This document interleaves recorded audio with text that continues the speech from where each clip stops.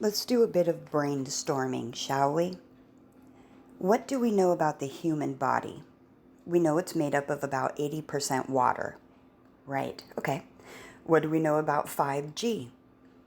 Well, 5G is able to change the molecular structure of water. Okay, all right. So we're made up of 80% water.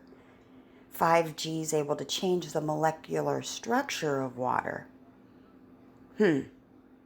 Okay.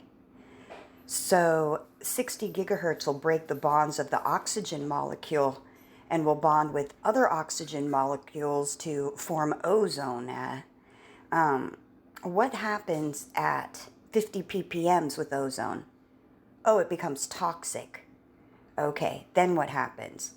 This causes respiratory problems and it causes sometimes suffocation. Suffocation, again, isn't there a ban against warfare and suffocation? Because I remember the. Hey everyone, I hope you're having a great day as always. So I had a busy day today, had a busy day yesterday, and I'm very forgetful.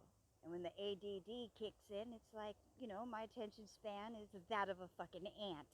So I have to leave myself notes. So here's some of my notes. There was an article. See, I don't want to get in trouble because, you know, I got in trouble for a week for reading an article. What was that like a week and a half ago? But whatever. So tomorrow's the 19th, right? And we have the rollout of the 5G network. Yep, it was pushed back till tomorrow. Now, interesting that right after that is the doomsday clock on the 20th. But anyway, so we have AT&T and T and Verizon. They're the ones with the 5G network. Now, we've seen on the news with the airlines talking about the possibility of the aviation catastrophe. Fucking shit. It's a catastrophe that I can't get the words out. Aviation catastrophe crisis.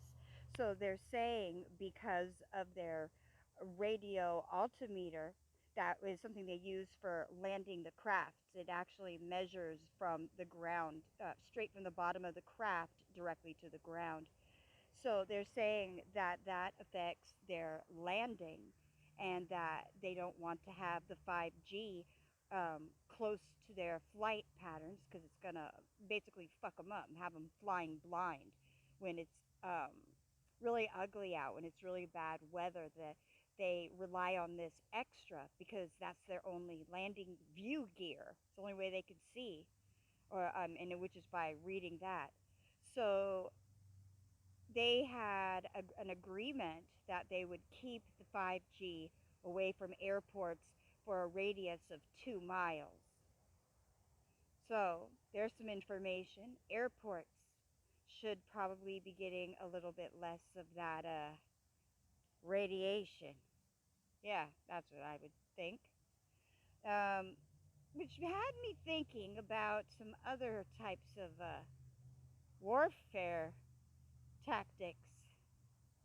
Sun Tzu, all kind. Anyway, um, the military aircraft to fly quite low and hover during wartime, right? They would do this to avoid detection of the radar to shit, radar detection and targeting. So they use this for warfare tactics. So it's interesting. See, but this time the warfare is internal. It's within our bodies.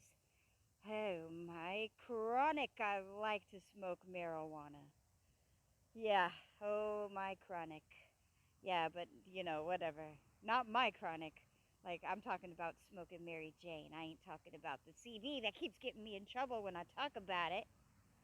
But isn't this shit against the Geneva Convention? I mean, isn't there a law against asphyxiation? I mean, I recall this.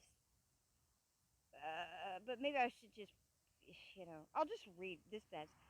Also used in military aircraft to fly quite low over the land and the sea to avoid radar detection and targeting by anti-aircraft guns or surface-to-surface missiles. I was about to say spacecraft, but that's included as well. Spacecraft was the next one because that's under aviation. So a pilot flying an aircraft under instrument flight rules, typically under poor visibility conditions, must rely on the aircraft's altimeter to decide when to deploy the undercarriage and prepare for landing. So the landing gear is the undercarriage of an aircraft or a spacecraft and may be used for either taking off or landing. Things that make you go, and signs of the times.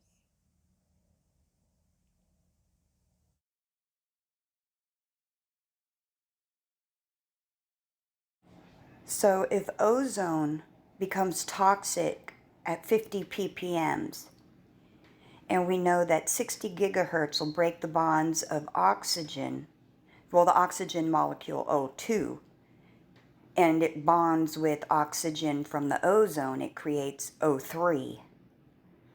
Yeah, okay, so a biohazard. Radiation fields. I don't know, you guys. Well, I do know, it's just I don't want to get another YouTube spanking. Or, well, yeah, that'll do. Another thing about that radio altimeter. Yeah, it's the same one they use for airplanes, but satellites use it too. Makes me think of space junk and that DART redirect mission. Sure is a lot in common. A lot.